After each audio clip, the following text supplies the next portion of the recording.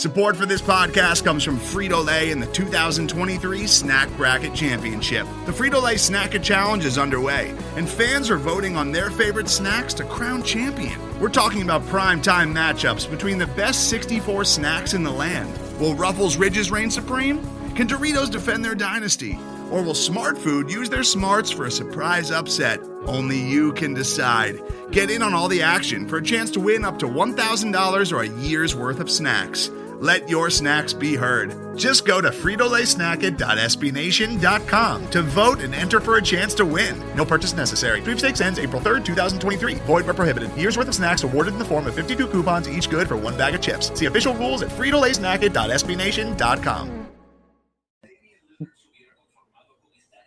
And welcome, one and all, to another edition of Night Shift. I am Bryson Turner, and with me is Eric Lopez. And Eric, I'm not exactly sure how to feel about this. We got the win over Georgia Tech 27-10. I would not be shocked if I heard that Jeff Collins gets fired at some point in the next 24 hours or so. Right. But I don't know. I mean, I have some mixed feelings about this game.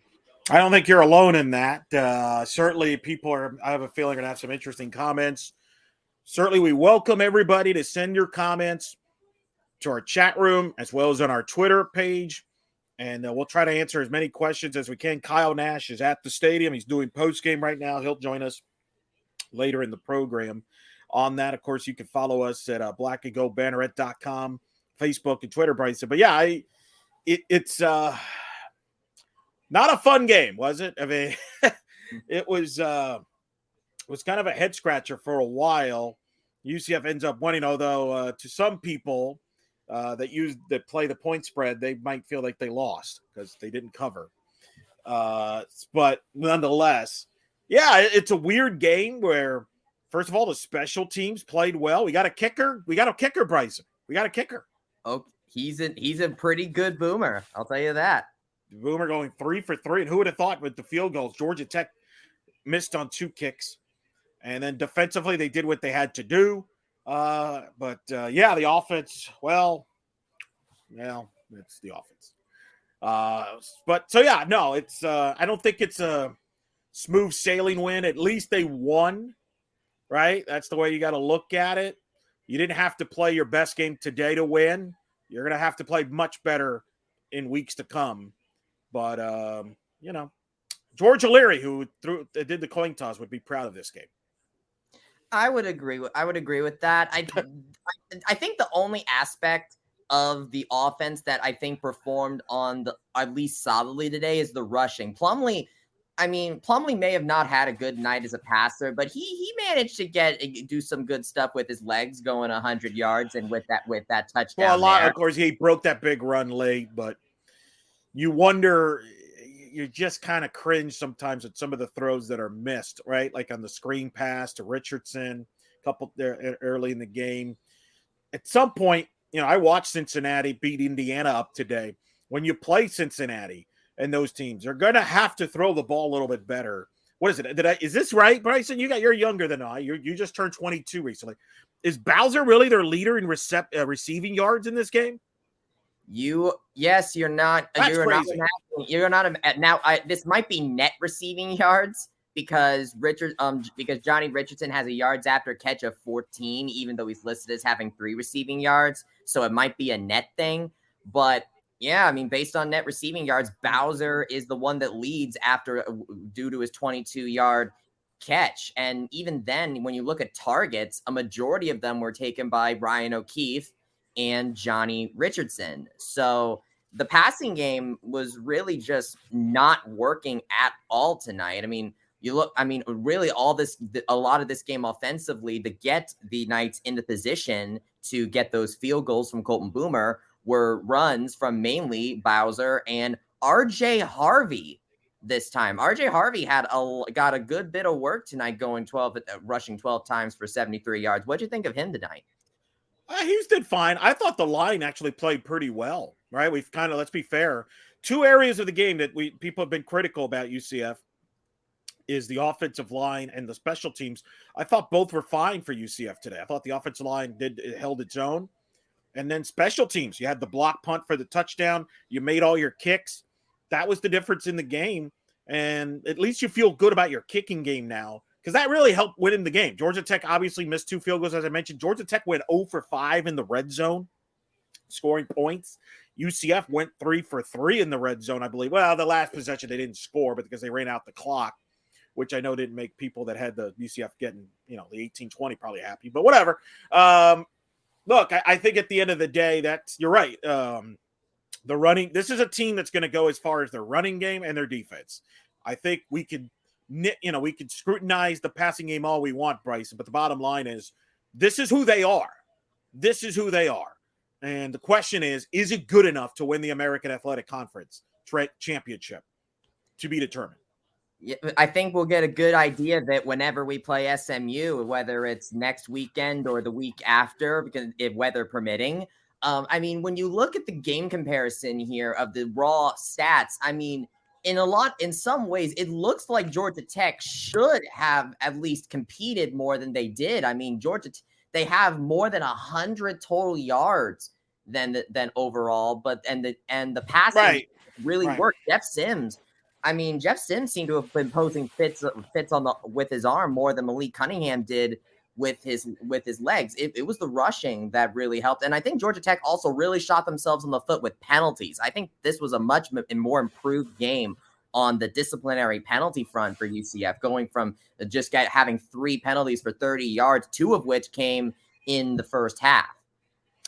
Well, the reason it wasn't closer is because Georgia Tech, you mentioned the penalties, 2 missed field goals. They went for it on a 4th down, didn't convert, give up the punt block for a touchdown.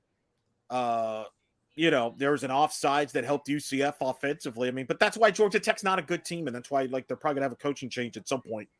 I mean, but if you make your kicks, if you take away, it's a 1 possession game either way. So that's disappointing because Georgia Tech's not very good. But I've always felt that football teams in a 12-game season, you're gonna have games where you don't play well, and you just hope that you can get away with a win. And this was, I think, the case against Georgia Tech. But certainly, I understand some of the concerns out there for sure. Let's go through some of the comments here, Bryce, because we already got comments coming in. So, a win is indeed better than a loss, Amy. I will agree with Amy that. Amy Bachman there, always a loyal listener. Jim John, Navy has a better passing attack than us right now. Navy's been throwing the ball well.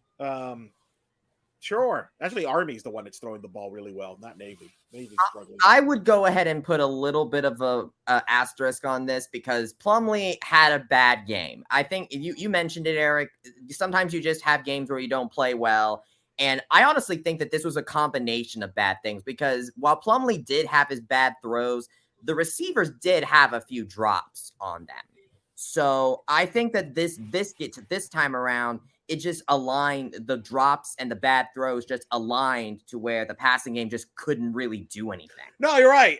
Brian Peterson even alludes to it about the drop passes. We focus a lot about the passing from John Rice Plumlee, but this receiving core has not really done their part, I think, at a high level. They've had some drop passes, and it's a great question, Brian. Brian Peterson asking, what can we do to help all their drop passes hitting wide receivers right in the hands as they keep dropping? Been an issue all season. Yeah, that was an issue at the Louisville game. It's been an issue. You're right. I don't know the answer to that is. That's a very good question. I don't know if that's just a chemistry issue right now because you're right. I don't know if it's a situation where they feel like they're pressing or what.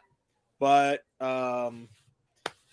you're right. It's not pretty. And I saw a lot of disgruntlement in the social media, which was a shocker. I'm sure there was some in the stands. One tweet that I'm seeing right now from @KnightsHSV on Twitter is tough to win a conference when you can't catch a ball. #UCF and in all caps, get it fixed. Yeah, fair. I that's a fair. I think you're right. I mean, Jeff Wiseman make a great point. Plumlee threw a dime to Kobe Hudson in the end zone that was dropped. Now, was it because Kobe Hudson's been away and did that play? I don't know, but either way, they're right. They're not catching the football very well right now, and I think we've kind of given the wide receivers a pass. Like, oh, they're this great crew, but they haven't. You're right. They haven't done their part either. So it's a good question. I don't know the answer yet. That's a good question. Well, ask Kyle. I'm curious what Kyle thinks they can do to improve that. I think that's something to ask Kyle when he joins us. But I'm just as perplexed, guys, as you are. I feel you. I felt the same way watching the game. I'll be honest.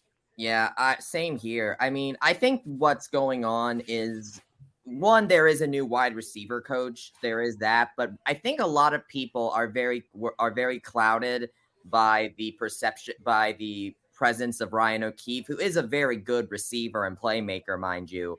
That when you look at the other receivers that this team has in Javon Baker and Kobe Hudson and Xavier Townsend, you kind of overlook their faults because O'Keefe dominates the receiving game as much as he has. And Johnny Richardson, with the role that he had this game, he seems more of kind of an Otis Anderson type player in this game, would you say? I think he should be the Otis Anderson type of this offense. Yes. I mean, he should be when the late great Otis Anderson was there, the goal was to try to get him 8 to 10 touches a game at a minimum. And I think you should do the same with Richardson. So I think that's a factor there that you have to do that. Good question here. We got don't fuck up. He spells it with like Marshall Faulk, by the way, for the record. Don't fuck up 23. Honest question. Does it hurt wide receivers to never get passes so they overthink it when they finally do? Maybe in a couple of occasions, maybe, but I don't think that's the reason why we're seeing drops solely. Maybe on an occasion. I think that's just, I don't know, man. I'm just as baffled as you all are. I'm going to be saying that over and over again. You mentioned the new wide receiver coach. I don't think a wide receiver coach, you can blame him when the ball is hit in the hands. Like, look, a lot of people are going to be scrutinizing the play calling and everything. At some point, we have to hold the players accountable for not executing play. Like, this is not, Bryson, in my opinion, I don't believe Gus is running some complicated offense that cannot be executed. Like, they're running simple stuff here, and they're not executing it. Like the screen passes or the drops. I mean, that makes, if those balls are catch, we're thinking completely different of the play calling, because I know some people are concerned about the play calling. But Kevin, that's just my thoughts on it. I mean, I know it's easy to go after Gus on the play calling, but I don't know. I just think he's trying to get this team to a rhythm, but they just can't. If you can't catch the ball, if you can't execute, I don't care what you're running, play calling wise. I'm looking at this. I remember when I heard this on the broadcast. This is from I can't say what it is on Twitter, where her name's Kristen, that says, things are bad when the commentator says somebody's gonna win this game. I swear. Yeah.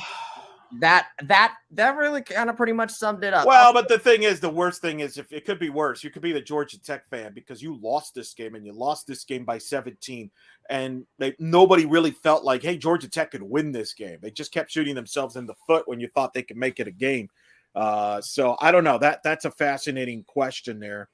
We'll see. I just think, to me, the concern is, and I think somebody put it up, you posted it up there. Somebody asked about SMU and Cincinnati. Brian Peterson, any chance we got caught looking ahead to SMU next week and assumed Georgia Tech would be a gimme win? We brought this up on the podcast this week, right? Could this be the trap game? Because you were such a heavy favorite and you got the bit, although SMU is not really living up to their bargain. We got to give Nash a hard time about this. SMU lost to TCU. They've lost 2 in a row. But it is interesting because that game is sold out. This game wasn't. And I know there were some people wondering about the crowd. I wasn't surprised by the crowd not being as big because, again, people were asking me, hey, do you want tickets? Because they're just trying to give them away. I don't know if it was because of the start time, the fact that Georgia Tech wasn't very good. Obviously, Georgia Tech fans, I didn't hear any Georgia Tech fans, so I don't think they showed up. And I'm sure there were some fans that didn't go because they're doing hurricane preparations because, there's a storm out there and nobody knows, including weather people, that never know what the storm is going to do, even though that's their job is to know what it's going to do. But anyway, so I don't know. I think, Brian, it's a fair question to ask. I don't think so. Because I think the offensive issues are not just, hey, we're looking past people. Kevin Suarez worried playing SMU and Cincy if we can't have a consistent pass game. Yeah, Cincinnati especially with Luke Fickell. They're getting better week by week, Bryson. Remember Bryson before the season, Drew, Kyle, Jeff were like, Cincinnati, they lost everybody. Everybody made it out to be like they have a bunch of walk-ons here. They're playing better. They lost a 1-touchdown game at Arkansas. I agree. I'm definitely concerned about Cincinnati. SMU has kind of been disappointing on defense, but to your point, Kevin, I mean, can this offense take advantage of some of the SMU issues on defense? I don't know. Those are fair questions. I mean, I'll say this about Cincinnati is that I feel like that there can be a bit of a middle ground here because losing all the players that they did is an impact. I think they're not going to be doubt. They're not going to be like, top 4 CFP level that they were last year. And but they still might be good enough to win the league. Oh yeah, no, and no one's arguing that. But I think that you get a little overconfident in that game because they don't have the same players, and therefore it's a more winnable game than it was last year. And I think that's well, it's winnable too because you're at home. You're at home. That's the good news. You're at home. If you were going to Cincinnati, I would be very concerned, super panicked. But they are at home. Cincinnati's not been great. Necessarily on the road, but still, I mean, and SMU can put up points, and SMU will present some challenges to this defense, which got beat on some balls by Georgia Tech receivers. And SMU, I think, has better receivers and obviously a better passing game than Georgia Tech. Missed tackles, Drew loves to break down missed tackles and stuff. I don't think it was too significant. You're going to have missed tackles. I don't think it was anything like extraordinary. They're like, whoa, you're missing some obvious stuff here. It just is what it is from that standpoint. So what do you got there stats-wise, Bryson? Well, I went ahead and if we're going to talk missed tackles, I went ahead and pulled up the defensive statistics on here. And once again, we do have a scenario where the top 2 tacklers are linebackers. Of course, our stat boy Drew has the philosophy of if a secondary player has the most tackles in a game, then that's when you're having some trouble. And once again, Jason Johnson and Jeremiah Jean-Baptiste lead the way in that regard. I mean, both of them like 8, 7 tackles, 7 solos. I mean, and Jean-Baptiste even got those 2 tackles for losses. I would say pretty solid game out of them. What really worries me from this game was the performance of the secondary and also the impact because we saw both Dylan Lester and Quadric Bullard go down with injuries in this game. And I hope that maybe in the post-game press conference they are addressed, if not then a little later, because I have the depth chart up on on my other monitor here, and Dylan Lester and Quadric Bullard are 2 of the 4 safeties that they list on that depth chart, and so that's certainly not exactly very good to have that depleted. To the team's credit, Kobe Perry did a very good job coming in. He ended up getting 6 tackles, 4 of his own there. So I think that he can be a very solid a very solid player to take the place of Bullard if he has to be out for a while. But it certainly doesn't help from a depth perspective if you're losing 2 safeties. And then of course you have Devod Wilson. And I mean, I guess we can't really avoid the topic forever. That fumble return. I mean, Tremont Morris-Brash recovered both fumbles, but the one I'm talking about. Just what do you got on that, Eric? We have to talk about it eventually, I think. Got to hold on to the ball. And I know, we were discussing it on the group chat. Kyle, Blake, was talking about the missed block there and all that. I don't care. Hold on to the ball. Just hold on to the ball. That has to be the most protect that ball as you get closer to the goal line because defenders can come out of anywhere and try to strip that ball. It's a great defensive play overall, but you got to hold on to the ball. But look, the defense played well. So at the end of the day, I'm not we can nitpick some stuff. And you're right. The injuries that are banged up are a little bit of a concern there from a defensive standpoint. But at the end of the day, it would have been cool to see the defense, special teams, and the offense all score a touchdown. I think that happened in 2016 when we beat Tulane. I think it was. Yeah, it was similar. So, At the end of the day, they're fine. But I think again, as a player, you got to hold on to the ball. You got to be careful with the ball. And too many players, we see this every week now, Bryson. Not that Brash did this, but a lot of guys are careless with the ball. They kind of like toss the ball as they get to the goal line. Like, just treat that like your life, man. Don't be, but hey, look, good defensive play by good play by the Georgia Tech player too, by the hustle. Breaking news, by the way, Colton Boomer is one of the players on the post-game podium. Speaks volumes, doesn't it? No, yeah, we have a kicker now. I mean, I think it's great that the special teams really stepped it up because they certainly needed it. I mean, when you look at let me see, let's pull this up. Here it is. So I think the biggest stat of this game, and the stat that I actually think is probably going to get Jeff Collins fired if he gets fired this week, is Georgia Tech going 0-5 in the red zone while UCF went 3 of 4. Yeah, that was the ball game. That's the ball game. Yeah. And of course, because of those field goals. I mean, during the first half, I was definitely a little bit worried because the offense wasn't getting scores. And it's like, if Georgia Tech didn't miss those field goals, then it'd be a tie game going into halftime. So I was a little worried about that at first. But I think in the second half, the defense was able to buckle down in the second half and be able to at least keep them off the scoreboard. Now, as far as the fumble goes, I'm going to disagree with you there and because I personally think that Devon Wilson should have noticed the guy coming. That's fine if he should. That's fine. But when you have the ball, you can't assume that every block is going to be made. You still got to protect the ball. That's my only argument with that. We could probably go back and forth about this all day. I mean, Matt J, I think, probably has a nice positive outlook on this. It is a W, but at the same time, can't remember the last time I felt this bummed after a 17-point win. You're all right about that. I mean, fallen hero of the base legend. I mean, good news, we have a kicker. The bad news is that the offense was offensive, and you're right about that. I think that this season is a drastic difference from previous seasons in the way that it's flipped now. This used to be a much more offensively focused team in the age of Frost and Heupel, but now under Malzahn, maybe Malzahn's still trying to figure himself out. He's still in where he needs to get more of his guys into just work to get the work that he wants, and the transfer portal is very limited, and Plumlee just kind of worked best for him.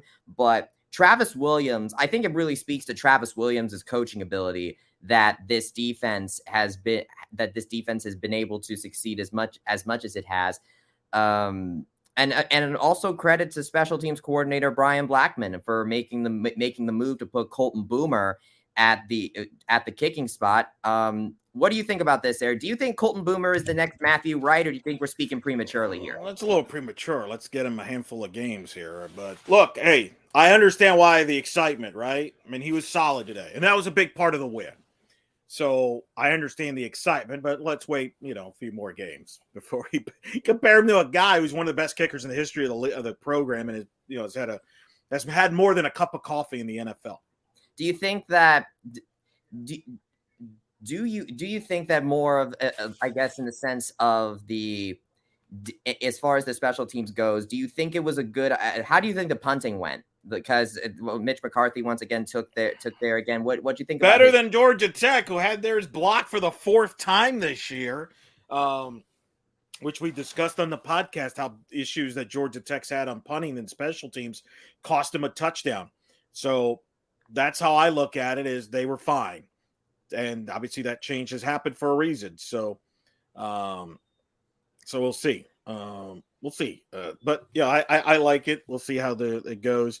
Yeah, Matt J writing in, hate to say it, I'm not anti-JRP, but I was pleading for a quarterback change for at least one series in this game, either MK or TC.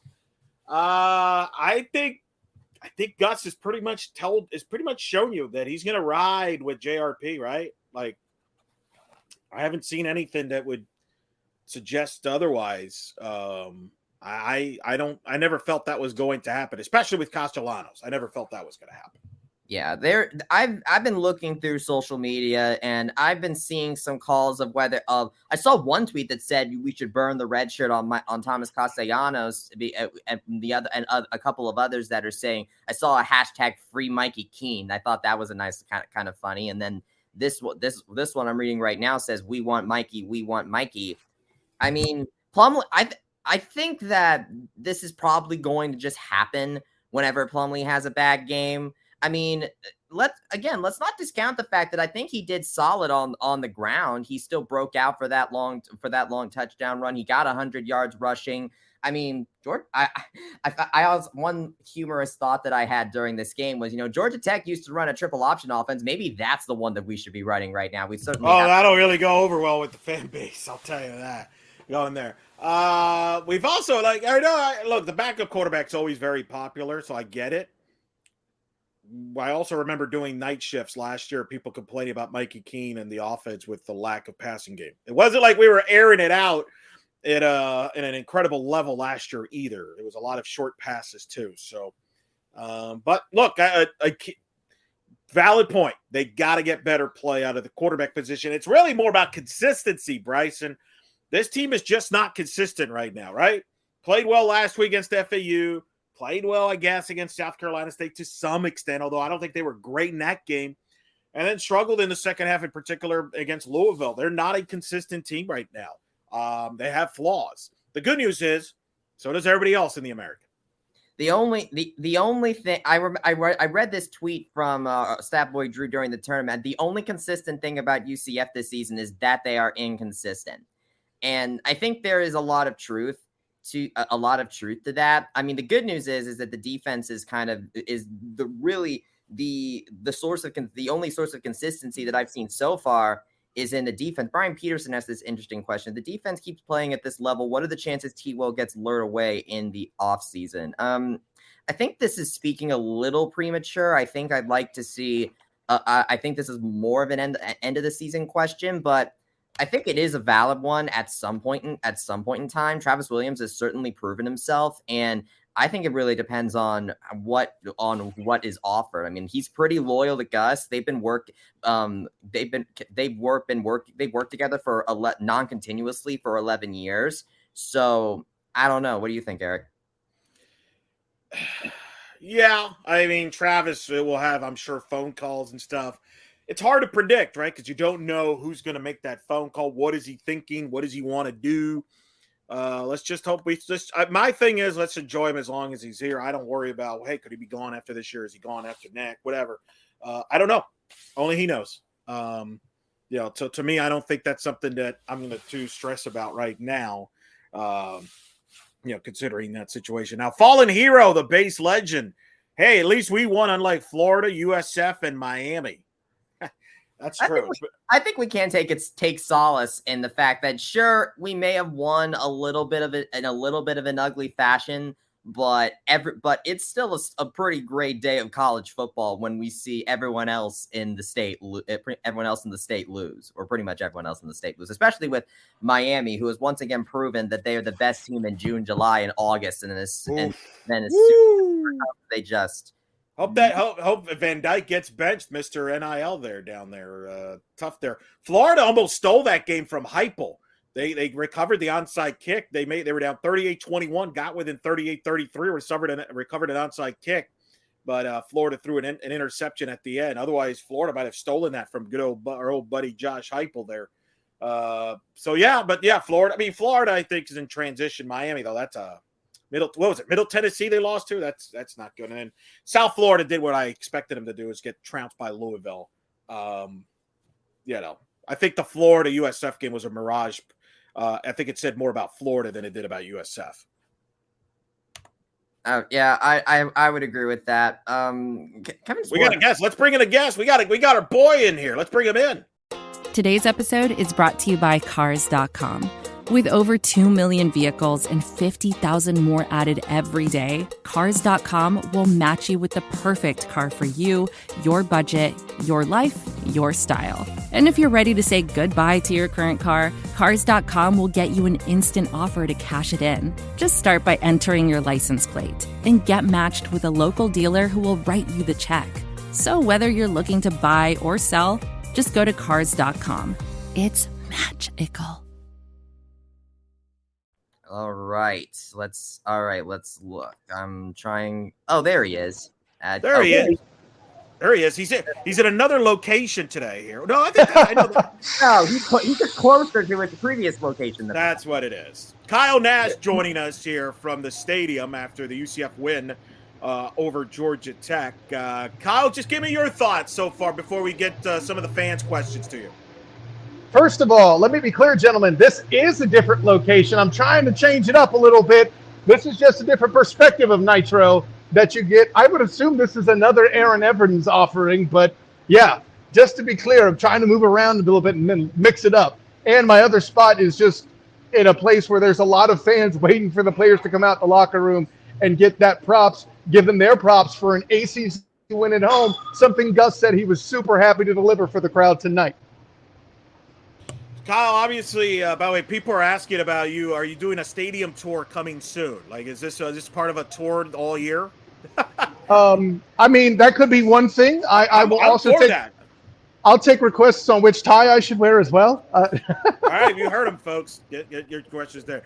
All right, Kyle, a lot of questions about Georgia Tech as far as the UCF offense, the passing game. Right. Where do we go from here? Are you concerned? Is this fixable? Can it get better? What do you make of it? Because there's a lot of concerns. A lot of people bringing up drop passes. It's not just, hey, Plumlee is the issue. You brought this up early during the game on Twitter. Drop passes. That's been a pattern for this receiving corps. Yeah, I mean, there's certainly no perfection at the beginning of the game. And towards the end of the game, a short touchdown, too, in the hands. I think it was Kamari Gamble, actually, as well. That happened there, too. Yeah, listen, I hate to use this term because it often feels like a cop-out that I don't want to analyze how bad something went, air quotes. But I think from a passing game standpoint, this is a burn-the-tape game. Somebody asked him in the media corps for the press conference post-game, and in a word, when John Rice Plumlee was asked, how do you think your passing game went today? He said, in just basically a word, bad. I got to clean up the little things and get the little things right. So he's aware that this evening didn't go right, but there's also something to be said for how particular Georgia Tech's method of attack is. Coach Malzahn pointed out that they are a capable defense when it comes to getting tackles for loss. The thing is that they're not as capable in other places to make a lot of mental errors, and I think that's kind of what UCF took advantage of tonight. So, obviously the passing game tonight was not a strong one. You don't need a degree in rocket science to figure that out. And I don't think any member of the squad would argue that.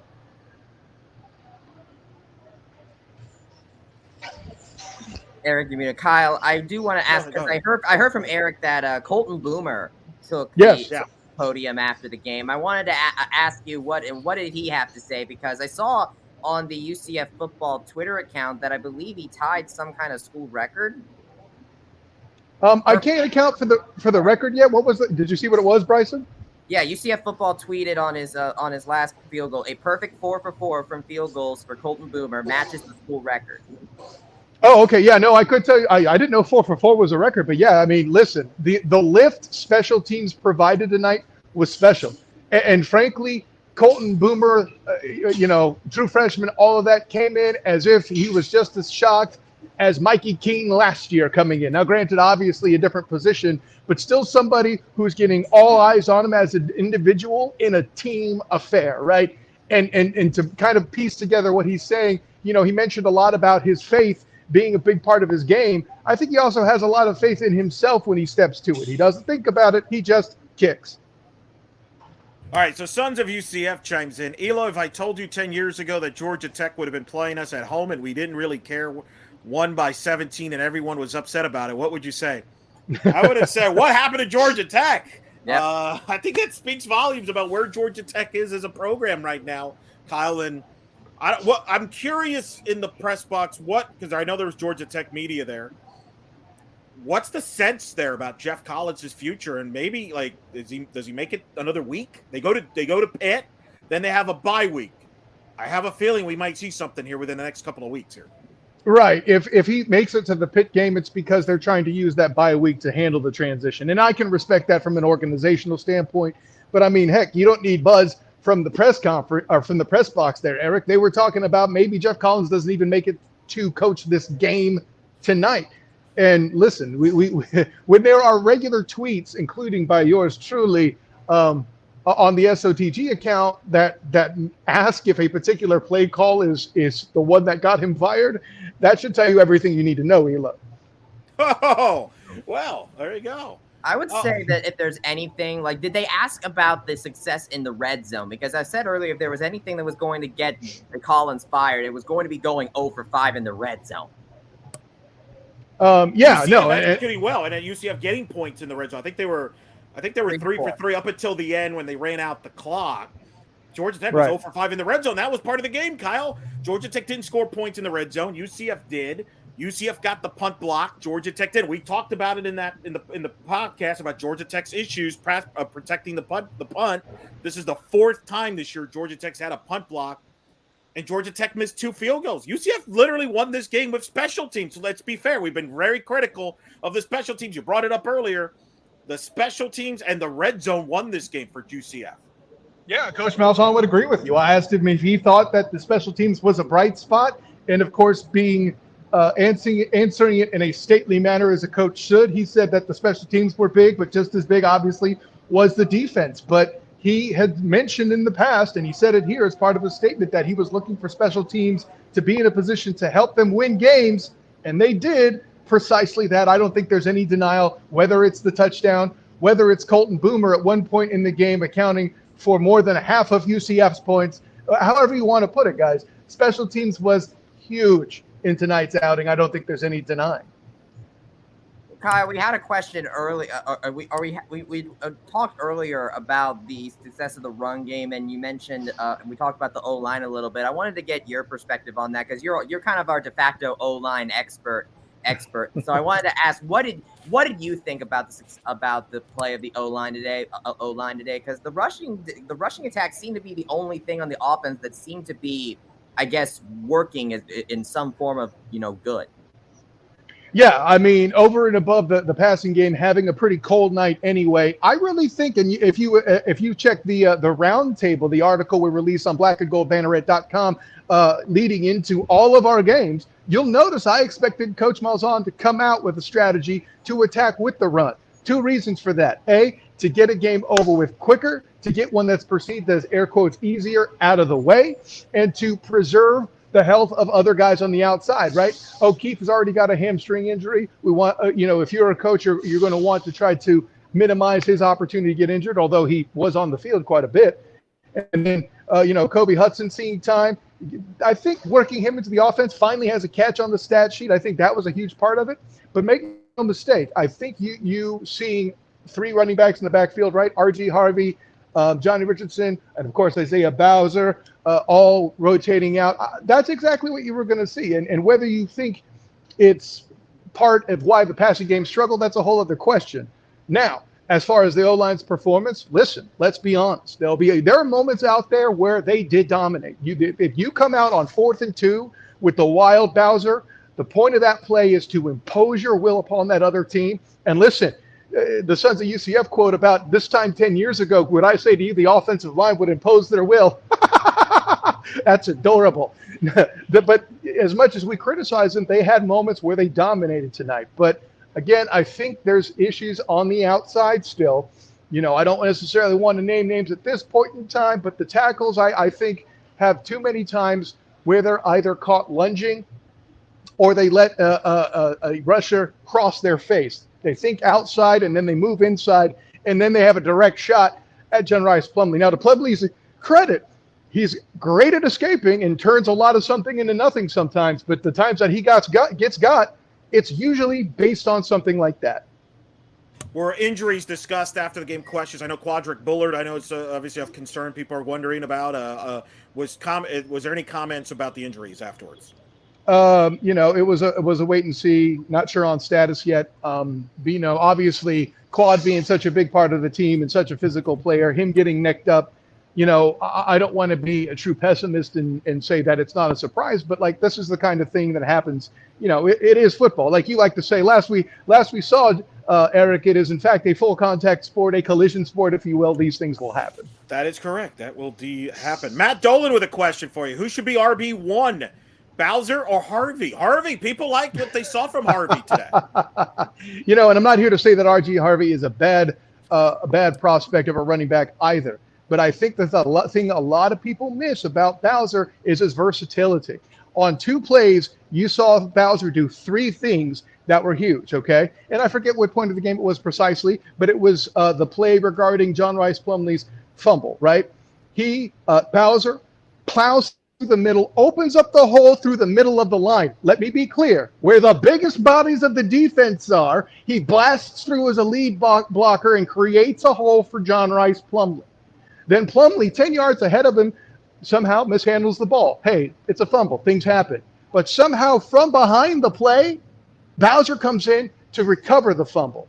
Then the next step, after all that, catches the 22-yard pass for the first down to continue to move the chains. I don't understand this necessity in the minds of fans to move Bowser. They don't understand the versatility that he brings. Harvey's a fantastic athlete. And I do agree with what you're saying, but I also am glad to see Harvey get touches because, of course, all camp, I kept hearing about how we're so loaded at running back, and yet, like, we're seeing Bowser get all these carries against South Carolina State and things like that. I like the fact that we're trying to keep the backs fresh and try to wear teams down. If you're going to be – and I think you would agree at this point, Kyle, right? We know this. This is a football team that's a run-first team. This is not – sure. We're going to be – people are just – you're going to have to accept that. This is not a team that's going to air it out like Blake Bortles or Mackenzie Milton. That's not going to be this team's personality. They're going to run the ball. They ran it 56 times today. If you're going to do that, I like the fact you bring in some fresh legs because that's a way to wear down the opposing defense, is it not? 100%. And to your point, that was, I think, going to be essential. Like I mentioned in the roundtable, you were going to see multiple running backs in this game and getting time. I'm not saying they shouldn't. The question being specific to RB1, it's got to be Bowser because he can do more. Well, Matt Dolan says you convinced him. See, look at that, Kyle. You see, that's why Kyle's here. He is not just he is the student of the professor, a student of the game. He is the game. He's one of those types. I feel like I took a demotion at that point. So I want to posit this question to you because I asked Eric about this earlier. Because out of all of the receivers in this game, most of them went to either Ryan O'Keefe, which is understandable, but also Johnny Richardson. So do you think that Johnny Richardson is kind of moving into more of an Otis Anderson-esque role? And do you think that that's where his abilities are best utilized? Well, heck, Bryson, I feel like we said that sort of thing already earlier in the season or in the preseason on the Black and Gold Banneret podcast, that was his best use, right, as a versatile player. And honestly, there were moments in the FAU game where Bowser and Richardson were both on the field, and movement and deception that you could use from that point were very big parts of it. So yeah, no, I'm with you. I think even in a situation where Plumlee might come out with Richardson, whether it's single back or you have more than one back, a situation where he signals Richardson to then move out into the slot like you would see Otis do, or there's other examples of guys in the pros that do that sort of thing, right? Alvin Kamara types, Latavius Murray's, that kind of thing that might do that sort of thing to give a hint of what the defense is going to do. So yeah, I think that's a great use for Richardson. Did they bring up on the post-game show about penalties? Because that was one improvement I also saw from this team. I mean, Georgia Tech certainly didn't help them going 8 penalties for 61 yards, but UCF managed to keep their penalties down, doing just 3 for 30. Was that brought up? No, of course not. There was nothing wrong, so there was nothing to panic about, right? They only bring up bad stuff, yeah. Yeah, don't you know how we media folks work? We only focus on the negative, Bryson. Excuse me for being optimistic, Kyle. Unacceptable! Let me ask you this, Kyle. One thing about the receiver. Some people are wondering, do you think the fact that, for example, today only 16 passes, does that contribute to the drops because you're not getting volume of catches? How do you address the drops if you're UCF? Is there a way to resolve it? Because some people have asked about, is it the fact they're not throwing enough? some guys don't have enough targets? Does that play into the drop? What's your thoughts on the drop issue there? No, that's a tough question. I don't know as much about. I mean, volume is something to be said, but in practices, they have entire portions of it devoted to pass Skelly and those opportunities to get their hands on it. How well guys can catch or not is a question that, frankly, I'm not in the practices enough to evaluate what they should do to do that. I mean, but if game time is when you're looking to get reps, that's not exactly the best strategy practice-wise, right? Now, what I'll say this much though, is when you come out, now the stats will say 2 for 2, but one of them was on an offsides penalty, so that won't make the stat sheet because they ended up accepting the penalty. John Rice Plumlee should have opened the game 3 for 3 and possibly 3 for 3 with a touchdown, but 3 awful drops. Those catches alone, I think, would have put him near or at 100 yards, considering that he had 49 in the total here. Now, I'm not here to say that Plumlee was perfect, but I'm right with some of the comments I've seen out there to kind of back off on criticizing Plumlee. He's not the only or main problem, I would argue, in this particular equation. Yeah, I would agree. What that UCF alum, Kyle, this is right up your alley. I love this. Rick, thoughts on this? Recruiting for O-line and D-line is a must. Right now, we are a, quote, mediocre ACC team. Your beloved ACC, Kyle, which you have so fondly about. Hey, listen, you've heard me make the statement, and I believe so much in it, I think I'm going to be able to reconstruct it here, right? We've talked about Gus Malzahn recruiting like his hair's on fire, which he's obviously done. No one's taking that away. But he better get some beef to put on the grill, or else he's going to get burned by opponents in the Big 12. This observation is spot on about the lack of O-line presence comparatively depth-wise, right? I mean, we're in a situation where regardless of how you feel about the O-line's performance tonight, they had to kick Sam Jackson inside to put him in after being a tackle for most of his career at UCF, right? But isn't that where now that you're going into the Big 12, isn't that where you hope that will help you get the linemen? Because I always felt like, and Jerry O'Neill used to be the sideline reporter at UCF Sports Talk Show, always told me this, and Mark Daniels has told me this too, and he said this on his radio show. With the difference between UCFs and like maybe quote unquote G5s and the Power Fives are not skill position. They can get skill position talent. It's the beef inside, right? And that's where like the SEC in particular, the Alabamas, the Georgias get the highly touted line. And now UCF going to the Big 12, you hope that helps them get better line guys that maybe they couldn't because of the destination, because of the league they play. But I don't disagree with the question. I think that is the next step for UCF and you nailed it. They have to improve in the line on both sides to be at the next level. And hey, you make the ACC joke. Listen, Uiagalelei, there we go. His life behind that offensive line has been difficult. Thank you. Because since Trevor Lawrence, they haven't had the beef to protect that cat. And you see what's happened to Clemson as a program. They're struggling with Wake. So that should tell you everything you need to know. Now, if somebody said to you 10 years ago, hey, you're about to become a mid-level ACC team, you'd be excited. ACC teams just aren't what they used to be, Miami. All right, Kupu, let me go to Kupu Beer before we go to some Gus comments. He goes, I love the name Kupu Bear. Welcome to Night Shift. Thank you. Kupu Bear, yes. I love the direction Gus has us on, but I feel like there's play calling is a bit dated. Why won't Gus pass more? Kyle? It wasn't in the game plan tonight. It's that simple. And if you're looking at this game in a vacuum, yeah, that's a fair criticism. They were looking to run the ball. There's some old school smash mouth action and feel to it, but I think it feels that way because how many teams nowadays run the ball 56 times? Gentlemen, let me be clear. And Jeff Sharon, he and I spoke a little bit at halftime between PA announcements and all that. He actually said it first, and I would totally agree that there's some aspect of not revealing everything for SMU at this point. Gentlemen, I can make the strong argument, and you guys might call me biased because SMU is my pick to win the conference. SMU is going to be the biggest home game, yes, bigger than Cincinnati, as far as possibility to make the conference championship in UCF's way at this point. So if you have all that in mind, and that's going to be that big a game for your future in winning the conference, certainly you're not trying to show all of the playbook in this game for Georgia Tech. Well, I would say that SMU's got their own problems. They lost to TCU 42-34 in the Sonny Dykes game. They got some issues defensively they got to figure out. So, but it sounds like, are you saying, are we over? Some people suggest, are we overlooking Georgia Tech? Did we kind of treat them like, well, we don't want, that's an interesting indictment, I think, of Georgia Tech if we're suggesting that we're holding things back because we feel confident we could beat a Georgia Tech team with a vanilla offense, basically.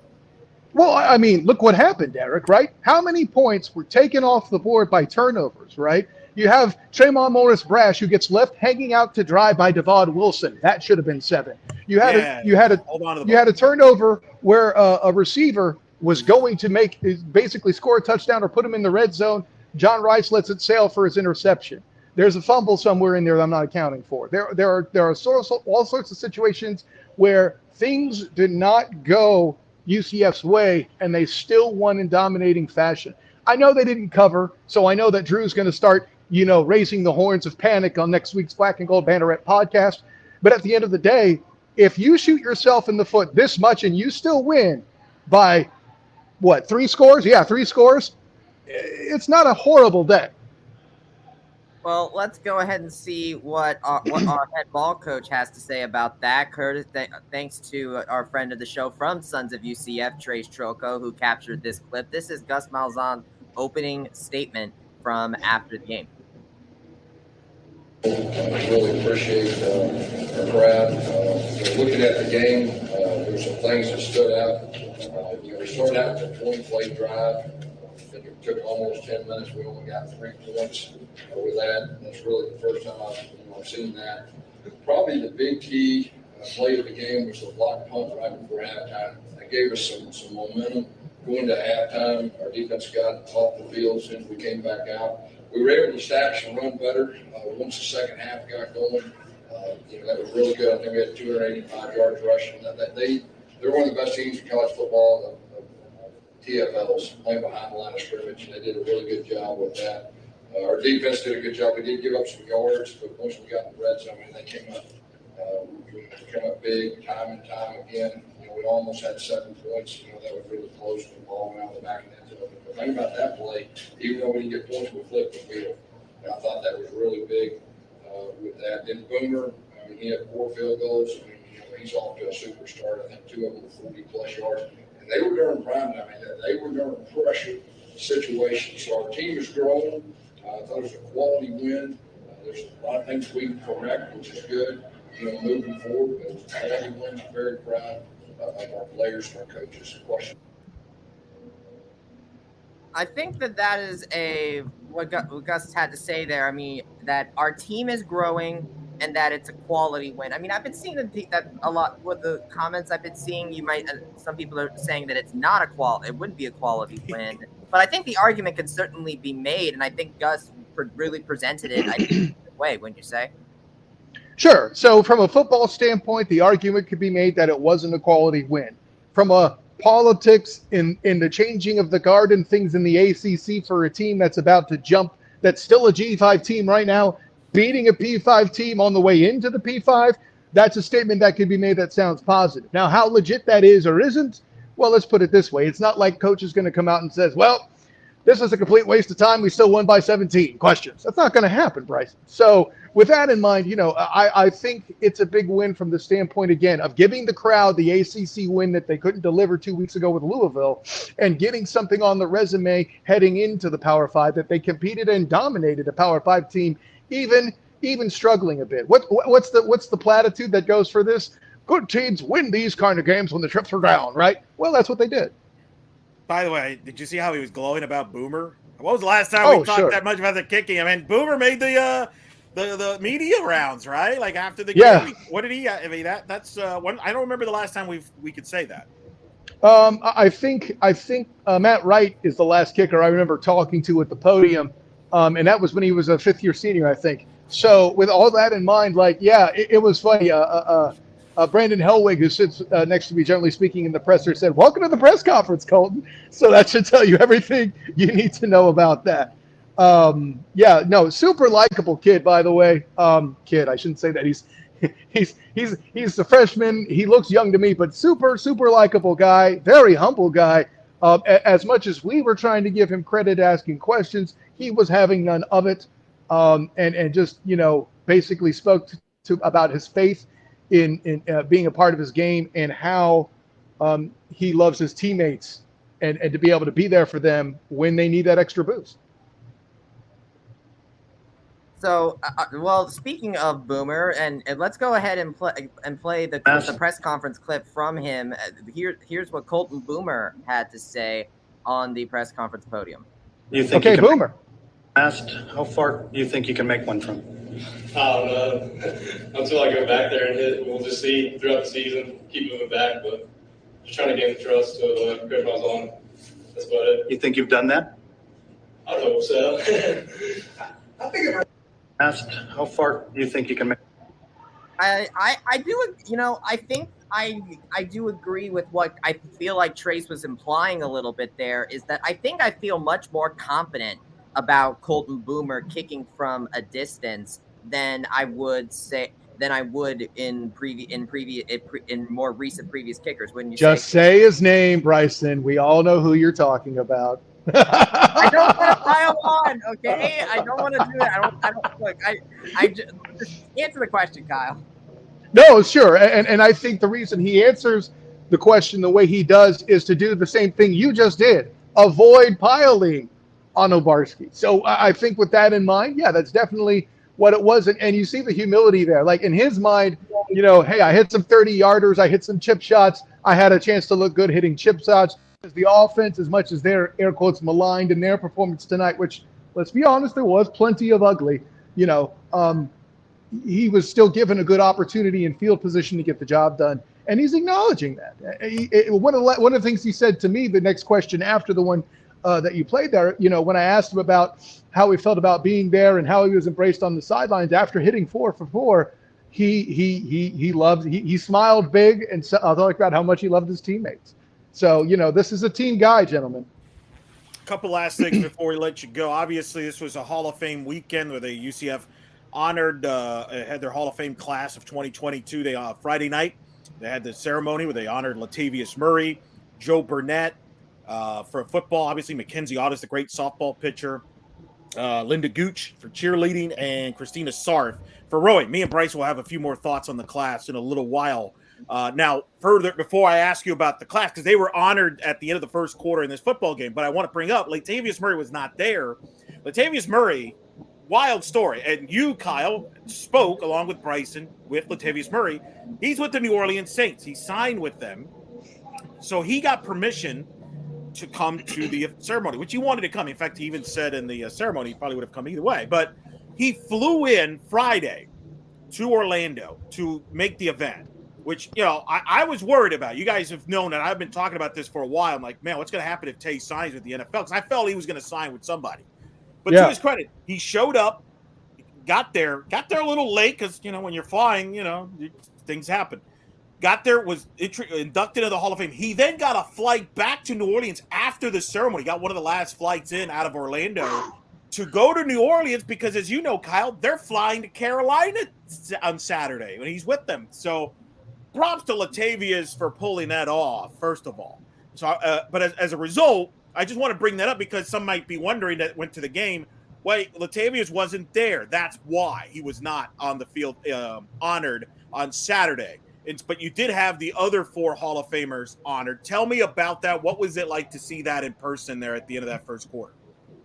No, what a great moment historically, right? Like this is the kind of stuff. These are names that you hear, and now getting it confirmation of the reason why you hear the names as often as you do, it is something that's special for the fans and, anybody else who's like, for me, covering UCF for 5 years as I have, and seeing these names be honored. Like, I know guys that played with these guys. Just the other night on the Student of the Game podcast, our own Drew Glukov was with me. We were talking to Travis Holmes, who played with Joe Burnett. And, just how big a deal it was to these guys. Sure. And specifically, Bryson and I talked to Latavius, like maybe he wasn't part of the 2013 game that everyone talks about with Blake Bortles in the Fiesta Bowl. Maybe he wasn't at the Peach Bowl game that everybody talks about with Mackenzie Milton in 2017. But he's part of that foundation and has a big moment in that Georgia game, the Liberty Bowl, that not only does he regard that as a high point in his UCF career, but it's a high point for the program and a rung in the ladder as part of the climb to get here. And all of these people who are honored tonight have that kind of contribution to the organization. No, well said. Well said on that. We can now say, and of course, we can now say that UCF historically has beaten both Alabama and Georgia. So, nice little feather in the cap there. Though being said, yeah. Oh, yep. Look! By the way, Navy ahead of East Carolina in the fourth quarter. All you Holton Ahlers fans, Jeff Sharon and company, how do you like Holton Ahlers now? You're for me, Jeff. Matt Dolan, by the way, writes about Elo mentioned leaving the game early this week. How early did he leave? I actually didn't go because I'm doing hurricane preparation, people. That's what we're doing. Like a few other people are doing now. Bryson, at this hour, and we're talking on a Saturday night. We don't know what's going to happen with this storm because, the people that are supposed to know don't know. Weather people, they never know. But somehow they're the only people in the profession that can get away with not knowing what about their, to predict anything correctly and still have a job. So I'm curious, Kyle, was there any discussion about the SMU game next week? Because that's, up in the air depending on what happens with this storm and what direction it takes. I mean, frankly, no. We weren't given an opportunity to really ask us that question yet. I think those answers are coming Monday or either possibly tomorrow in the availability at 7:00 with T. Will. But at this point, listen, you've seen it on the news just as much as I have. The constant change and slowing of the speed of this storm. At one point, it was looking like Wednesday. Now it's looking like Thursday. We're not really sure with what's going on with the storm. Right. Is it going to the Panhandle? Is it going to hit the west coast of Florida? How close to Orlando? All of that will impact the decision on this SMU game. And it's a tricky decision because, these teams have to make a decision by a certain point in the week. They got to fly in and all that. It is worth pointing out that the SMU and UCF both have a bye week, October 8th, the following Saturday. UCF plays Temple on a Thursday night the following week. SMU plays on a Friday night, I believe, that week. I could easily see them, if they have to, push this game back a week. I think that's the easy solution. They could push it back a week, and then maybe UCF Temple gets pushed from a Thursday to a Saturday. I would not, I'm glad I'm not in the brasses that have to make this decision as far as what to do with the game or not.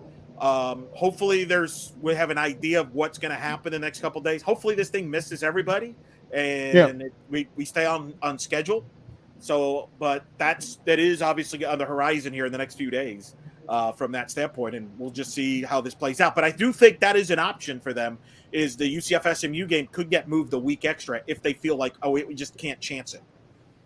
I think it'll be interesting to see how this will affect SMU because I think, if anything, the biggest effect that this could have on the SMU game is going to be on the travel schedule because I don't know when SMU would supposedly fly in. Right. Flying from that's the part that people forget. People forget about the aspect of how do you get in, how do you fly in, in the routes. When there's a hurricane, and you brought it up, Kyle, if this thing drags out, even if it doesn't hit Central Florida, what if the storm on Thursday or Friday is still hanging around in the Gulf of, by the state near the coastal lines? You don't know. Who knows? It's a lot of unknowns. And it's going to be interesting what all parties involved decide to do here in the next few days. Yeah, and based on what I've seen, I'm no meteorologist, but hey, let's put it this way. I'm better on predictions for these games than a lot of the staff. So what I'll predict here is that, if it gets pushed back any more than Thursday, you feel like they have to cancel, right? Right, I think so, but hopefully not. Hopefully it stays on schedule because the game is sold out. So obviously it's funny. Some people were like surprised at the attendance. Georgia, I think a lot of more people were, to your point, Kyle, you made earlier, are excited about this SMU game more than the Georgia Tech game. And that's a credit to the fan base's intelligence and the fact that they don't get sucked in by a brand name. They realize, like your beloved ACC, right? We don't want to talk about Eric's Seminoles, do we? Wow. You're the guy that's covering their bowl games, okay? At the Cheez-It Bowl. mean, you're going to miss a UCF basketball game because of an ACC team playing in a bowl game.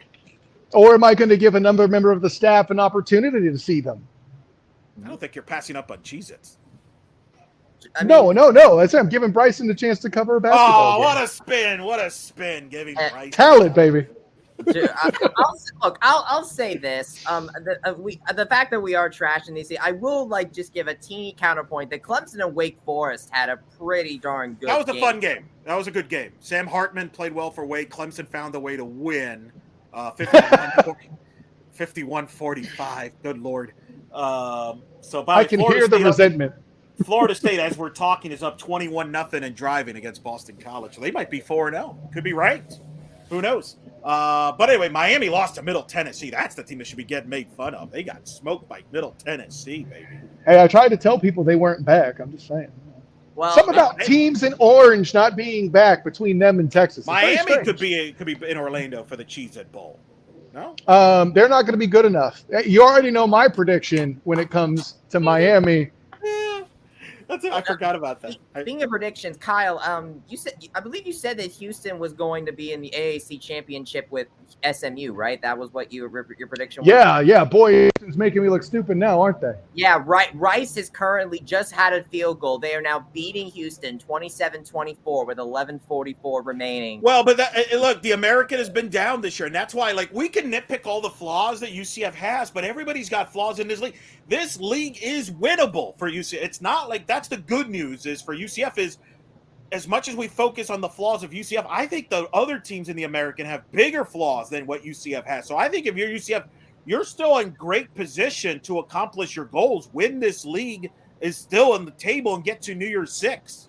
Well, I mean, that'll just depend on what the Sun Belt has to say about that. I think App State lost to JMU. They're going to, we'll see what Coastal Carolina does. But I think the American, if it's close, will get – I feel like the committee will have given the benefit of the doubt. But we'll see. That's a long ways away about that. But the point is, from a UCF standpoint, whether it's New Year's 6 or whatever, they could still win this league if they improve in certain areas because, again, there's not a team on the schedule, Kyle, that you could say, man, this team is clearly better than UCF, at least going in.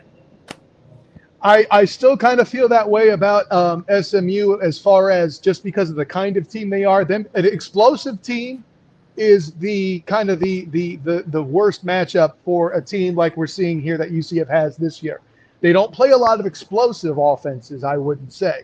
No, this will be a great challenge for the defense. I'm really looking forward to seeing how this defense fares against it. This is by far the best offense they've seen. With respect to Louisville was more one-dimensional, really. SMU's got a good passing game. They've got a great receiver.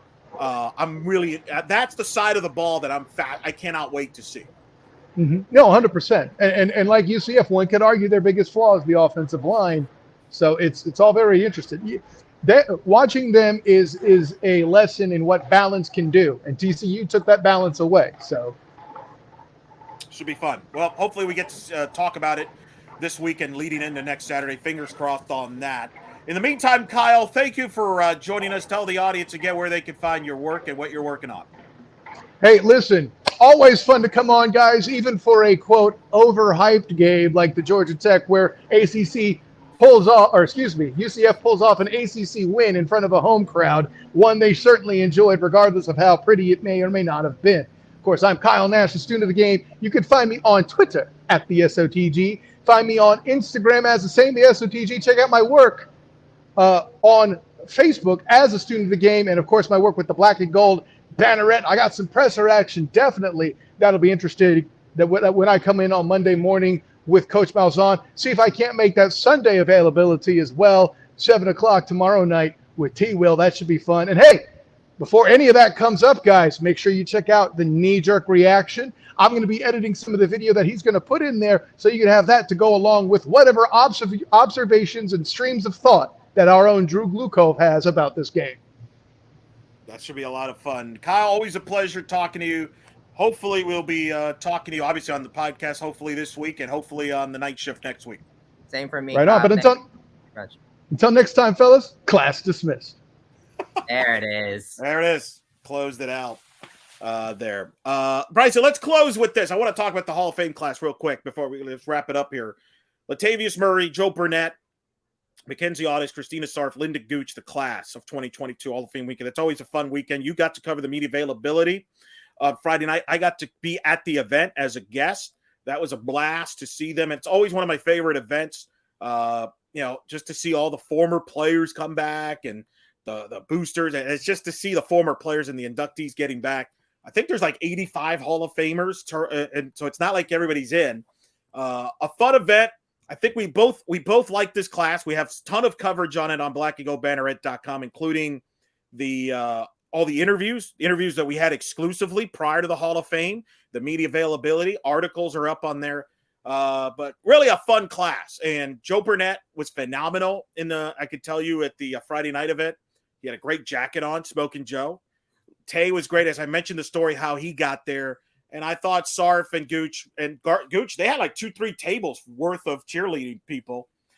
Christina Sarf, first rower, got to talk to Becky Kramer, the head coach for rowing, about it. And then Mackenzie Audis, obviously the softball great, one of the greats in the history of the program, continuing that great run of UCF softball success off the field. 4th year in a row that softball's had a Hall of Famer. So kind of final thoughts on this class, a fun class.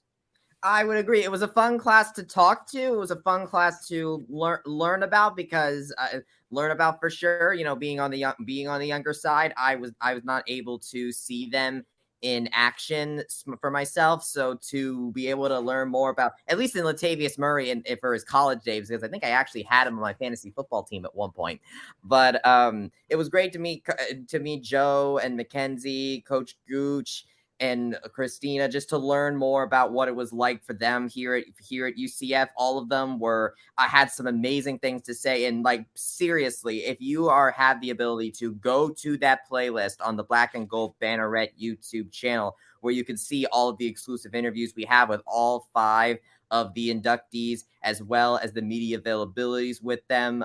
It was great to be at the event with them. And I think that, it's one of my favorite events of the year, honestly, because you and I, Eric, we both really love the history of this program. For me, some of it is about learning about some of it, but I think we both can agree on the fact that we both loved celebrating that history. And Carlos McCants, hats off to him for a great event as well, and getting all of this together. Just a very well done event, and I'm glad that we have another year and another great class of athletes and athletes/coaches to induct.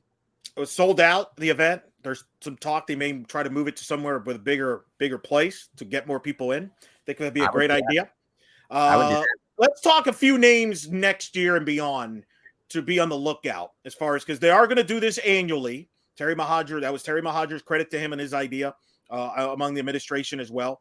So this will be every fall, as far as I've been told and understand, and that was kind of reiterated at the ceremony on Friday night.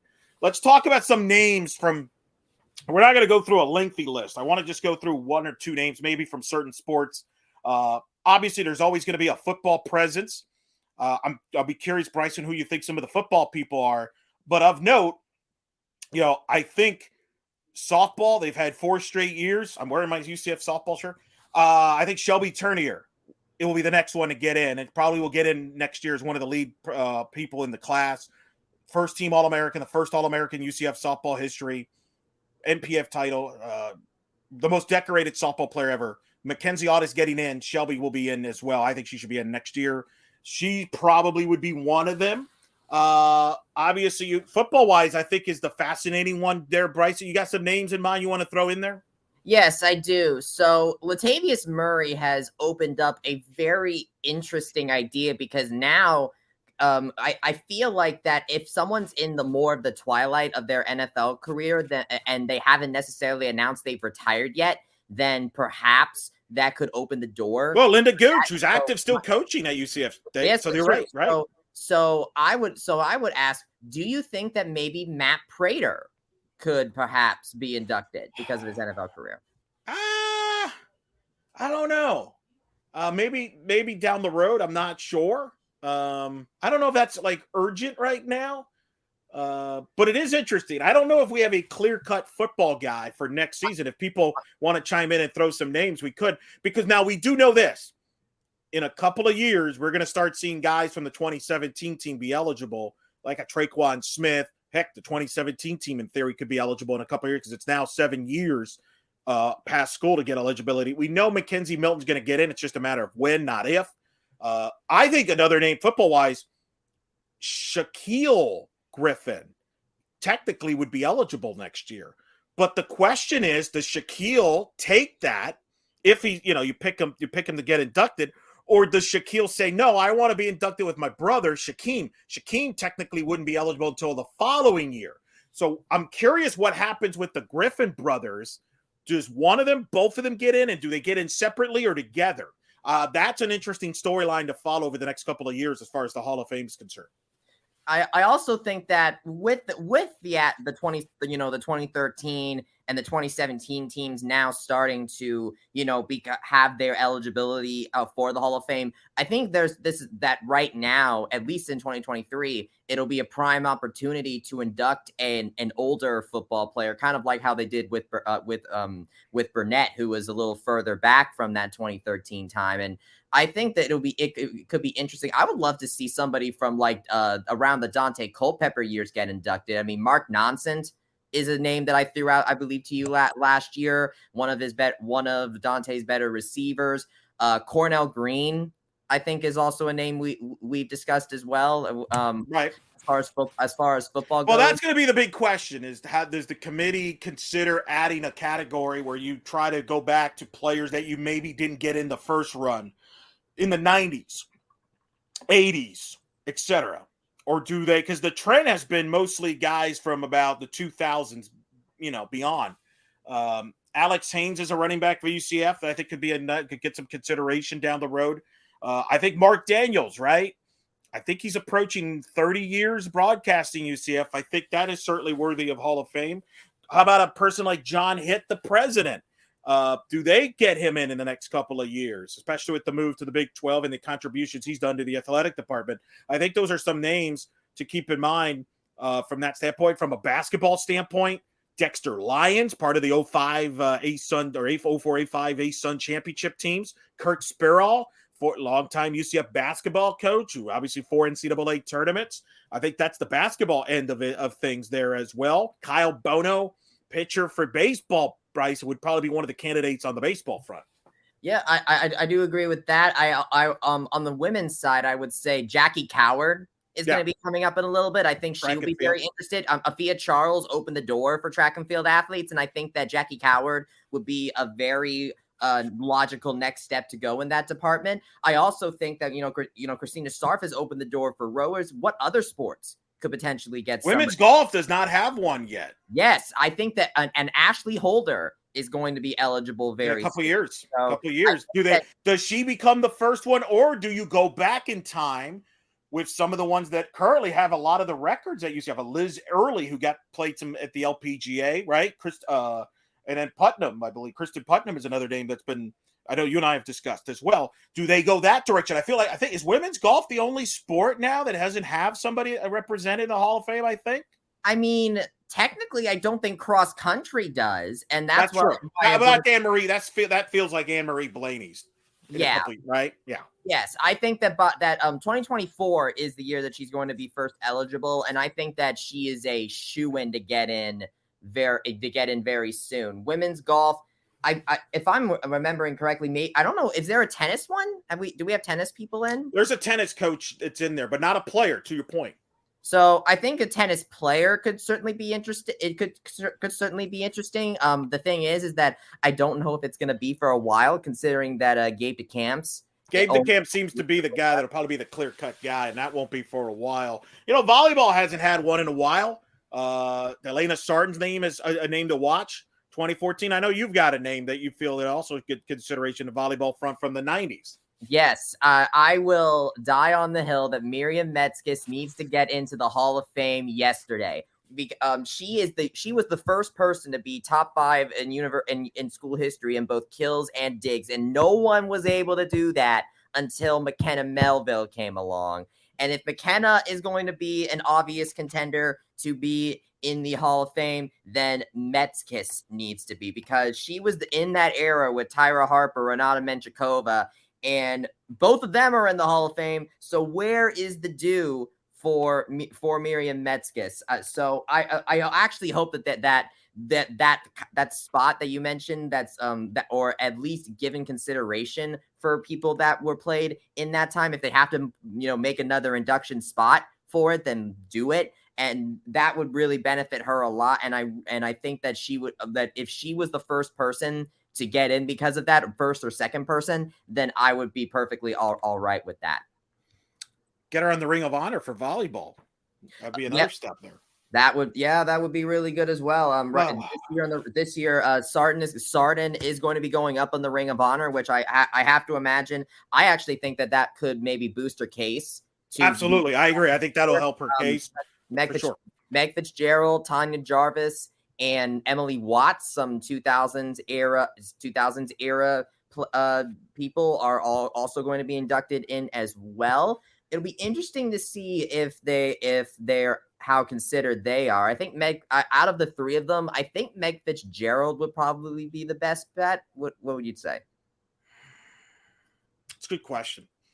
Probably, but that's I agree with you that of this class, Sarton is the best shot. She could get in as early as next year. Like, it wouldn't surprise me if next year you have a class that includes Shelby Turnier and Delana Sarton, for example. And then maybe Jackie Coward somewhere in there. A couple other football players, by the way. Atari Bigby was a phenomenal safety in the NFL with the Packers. Great player at UCF. Played in the days of the MAC independent era. I think he could get consideration as well. I don't know what his degree situation is or whatever. Travis Fisher is another name. How about Clayton Gathers, who's on the staff at UCF? Him and Kamal Ishmael. Hey, how about some love for defensive UCF players, right? I mean, we got Joe Burnett this year. Maybe get another one. Terrence Plummer, part of the Fiesta Bowl, linebacker. I really am fascinated, Bryce, at what they decide to do next year's class, especially on the football front, because there's a lot of different directions they can go on the football side. Well, there's also the 2013 football team, because I believe teams have that would be 10-year anniversary of the team. That's a good point. Now, technically, the rule is you have to win a national title to get in. That's why the cheerleading 03 team and the 78 volleyball team is in. But I actually think they should soften that. Like, you're telling me that 2013 team isn't worthy of a Hall of Fame? I think they should. So I wouldn't be opposed to that either. That's a good point by you on that. That's a good candidate. And then of course, and then of course we can go all day on athletes that we think could get in on, that were prior to 2000. But I mean, Miriam Metzges is one that I will champion to heck and back. But there's also Rick Bretten-Civic from men's soccer, men's goalkeeper, yeah. Randy Shield, Hanstrom Olsen for men's golf. Men's golf doesn't have one in yet. So no, they do. They have a few. They got Robert Damron. Right. It's been a while. It's just been a while. I feel like that it's due. I think women's golf and tennis are probably the two sports right now lacking. And that, who knows, that I think women's golf is the next one. That the question is, I agree with you. I think Ashley Holder will get in when she's eligible, probably 24-25 range. Does somebody get in before her? I don't know.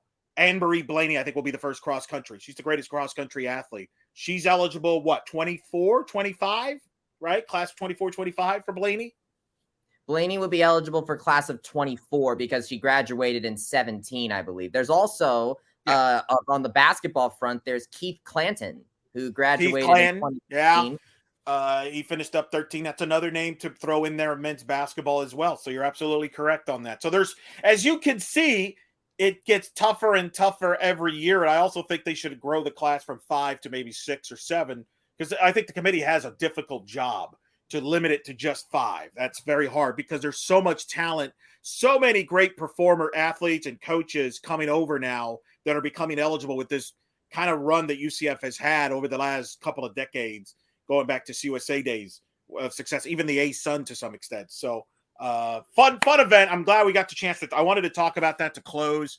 And it's a great weekend. Look forward to it every year. And congrats to the class of 2022, a pretty darn good class themselves, with Latavius Murray, who's still in the NFL, Joe Burnett, Mackenzie Audis, Linda Gooch, Christina Sarf. Pretty strong class. I would say that, I remember hearing a defense about about how small the class size are, where you ensure that there is the best of the best are the ones that get in. And I do agree that there is merit to that, because this class, every one of them is very extremely impressive throughout their career. I think the only thing that I would say to counter that is that there's still a lot more excellence to be had, especially in the realm of that 90s, 80s, 90s period that we've kind of seen go a bit ignored. And so it doesn't have to be like, I know, I remember talking to you, Eric, about how I think other universities have as many as 10 people get in at some point. I'm not saying that we need to go as high as 10, but I think maybe an extra 1 or 2 spots, I think, is a solid compromise, wouldn't you say? Yes, I agree with that. So we'll see. I think there's constant work to tweak it, and I think it's headed in the right direction. And like I said, it's a fun event. If you ever get a chance, go cover it. Go to one of those. A lot of fun. But again, my final thoughts on that class, Linda Gooch is UCF, right? Like I thought, you and I talked to her at length about an amazing career that goes back to the 80s and 90s. She's seen it all. And what has revolutionized, that program with cheerleading, night moves, it's all her. Unbelievable. Well-deserved. Christina Sarf's the greatest rower ever. Deserves. Mackenzie Audis is right up there with Allison Kimes, Shelby Turner, among the great pitchers and great UCF athletes, along Stephanie Best. I mean, very well-deserved. And, it's just, and then the football guys. Latavius Murray, you can make the argument, maybe the second best UCF running back behind Kevin Smith all time. And he's been in the NFL. And heck, I mean, Latavius has been in the NFL for 10 years, which for a running back is best NFL running back career of any UCF player. And probably you could argue behind Josh Sitton, Asante Samuel, and Brandon Marshall, maybe his best UCF NFL careers to this point. Well, I mean, Gabe Davis is certainly. Well, he's just started though. He just started. Well, I'm very excited that about the NFL players that are going to be getting in. I think we mentioned at the top of this segment Matt Prater. I think there's plenty of different NFL Knights that will get into the Hall of Fame eventually. But I think Latavius. I think you and I both knew that it was just a matter of time when Latavius was going to get in. Yes. It just depended on if was it going to happen after he retired or not. And in the end, they decided to do it now. And but to Latavius's credit, even though he was signed with the Saints, he made it work, and that's good on him. Absolutely. And Joe Burnett, best of luck to him in Carolina. The NFL hopefully help the Saints out. And then Joe Burnett, great corner, great punt returner, kick returner. He was Mike Hughes before Mike Hughes was, and it was cool to have him back on there. And I have a feeling he'll be around. He says he's like 45 minutes away. So, hey, no one's passed his interceptions record yet either. No, you'll remind people of that. That is correct on that. So, all right, that should do it, Bryson. Let's wrap up this show. Thanks to everybody that's chimed in with questions and comments. Make sure you subscribe to our YouTube channel. Give us a thumbs up. And also on our podcast, follow our podcast feeds wherever you listen to your favorite podcasts. Make sure you give us a good review, 5-star review on there for the podcast. Check out blackandgoldbanneret.com. Andrew Glukoff with his knee-jerk reaction to the UCF Georgia Tech football game. Also check out all our Hall of Fame content. We'll obviously keep you posted on the other sports going on. UCF volleyball on the road, ranked 25th in the country. Men's soccer on the road, ranked in the top 25. Women's soccer with the week off. Cross country getting going. Lots getting going. You want to follow it here on Black and Gold Banneret here on the night shift there. Bryson, end the show for us. All right. Yes. Thank you very much. You can follow Eric on Twitter at Eric Lopez Elo. You can follow me at It's Bryson Turner. We'll be able to keep you live and up to date. Good and up to date on everything UCF sports, including the men's soccer team who's been out playing at Memphis. Always stinks to have another sport go up against football, but hey, what can you do? Thank you guys all for coming and coming and talking about this game with us and answering your questions. Also, special thanks to Kyle Nash for joining us from the stadium. And so from Eric and myself, thank you so much for joining us tonight, and hopefully let's have a nice and hopefully safe week. So once again, UCF defeats Georgia Tech 27-10. Honestly, I think I feel a lot better about the results now than I did at the top of the show. I wonder what do you guys think? Go ahead and you can leave a comment once this is up on our Black and Gold Banneret YouTube channel, so you can replay it. Feel free to comment on what you thought about this game now that maybe is a little different than at the top of the show. Don't forget to also subscribe. And don't forget to just stay tuned to the rest of us on social media for the rest of our coverage this week. For Eric Lopez, I'm Bryson Turner. Thank you guys so much for watching. Go Knights. Charge on.